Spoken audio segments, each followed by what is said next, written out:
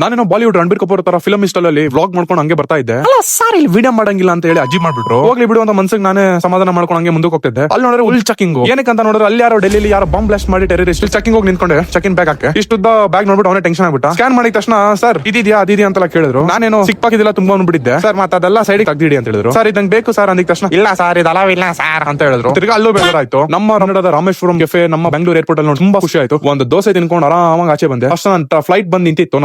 Sir this is last boarding call ಅಂತ ಹೇಳಿದ್ರು. ತಿರ್ಗಾ ಅಲ್ಲಿ ಓಡೋದೆ. ಅಯ್ಯೋ ಈ ನನ್ ಮಗನ್ಗೋಸ್ಕರ ಇಷ್ಟೊತ್ತಲ್ಲ ಕಾದ್ರ ಅಂತ ಎಲ್ಲ ಜನ ನಂಗೆ ಹೊಡೆಯಂಗಿ ರಚ್ಕೊ ಎದ್ಬಿಟ್ಟಿದ್ರು.